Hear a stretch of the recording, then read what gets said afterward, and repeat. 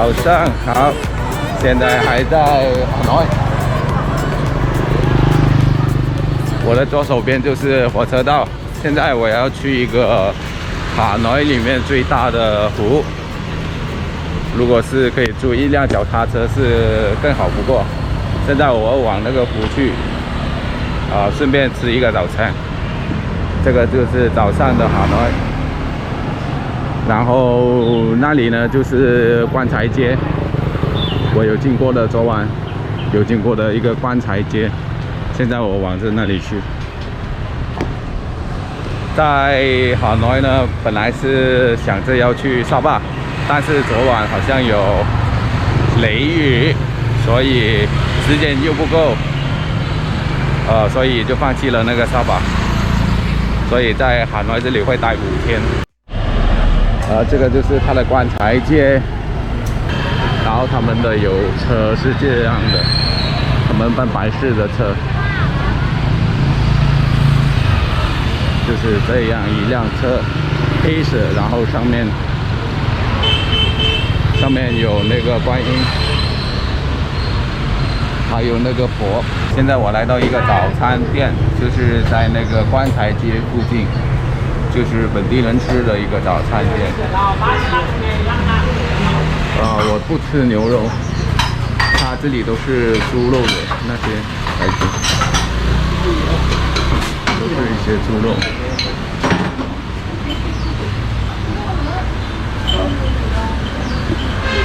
到这个就是阿嬷煮的面，阿嬷煮的那个水饺。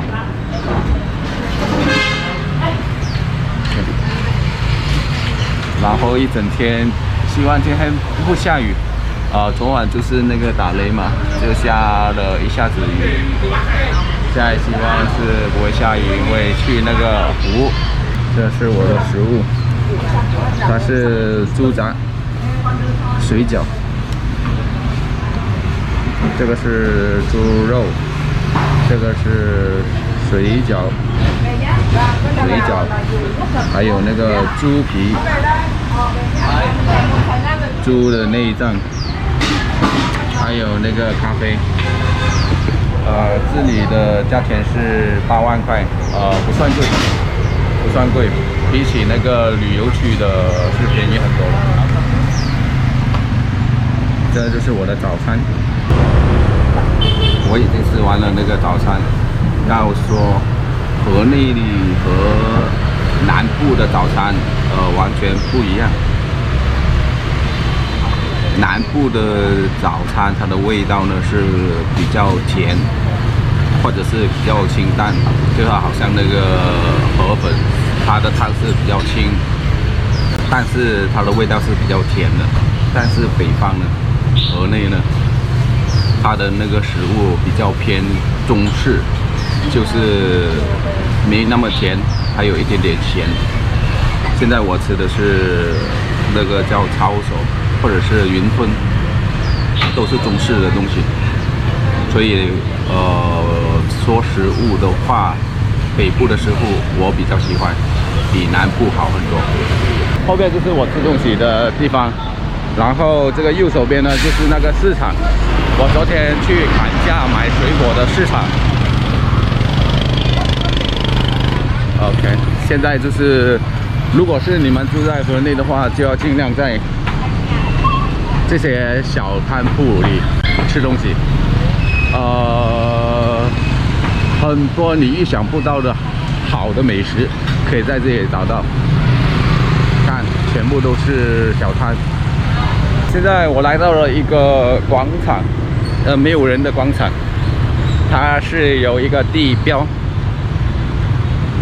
这个也是解放军的地标，就是要去湖要经过的一个广场。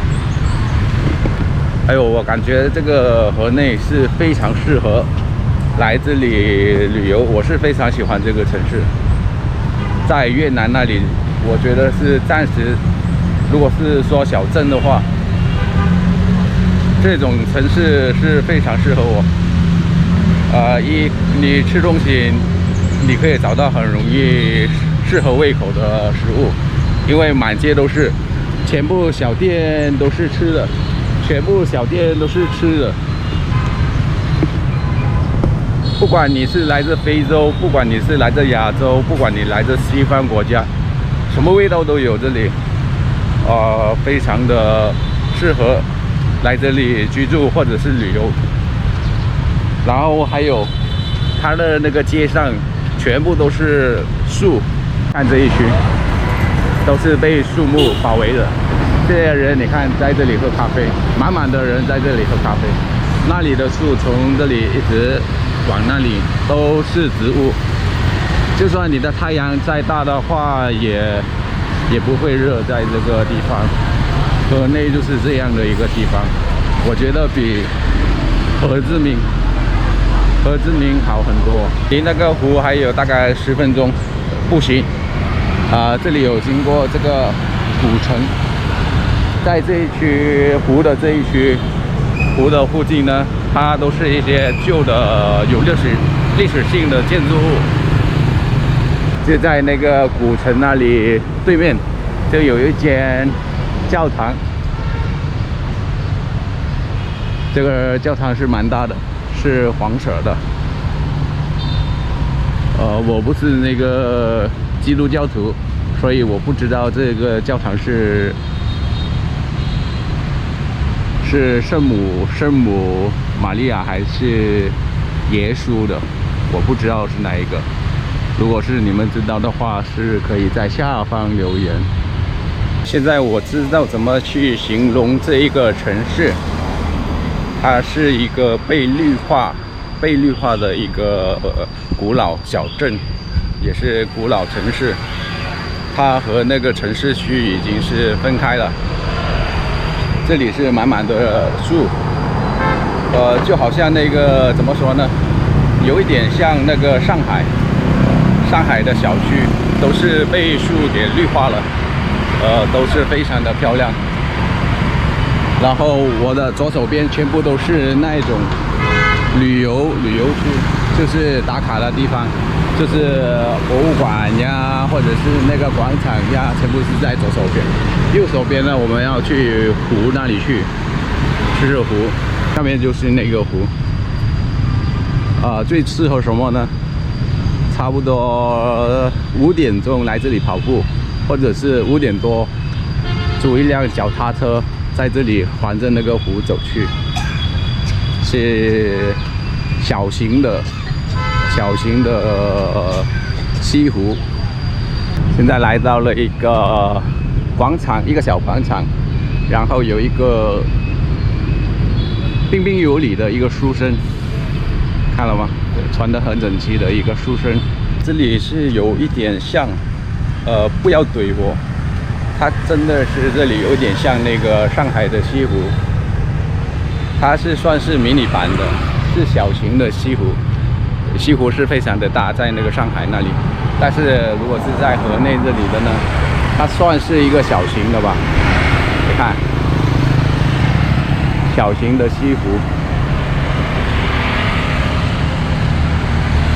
如果是比起那个上海那个西湖呢，是一个大湖和一个小湖来做比较，但是它的风景是大概都是这样的，绿色的湖水，然后还有远去看到有一些建筑物，看还有一些树木，还有一些看到吗？公园。就是这样。现在我要往这个湖走一圈，享受这里的风景。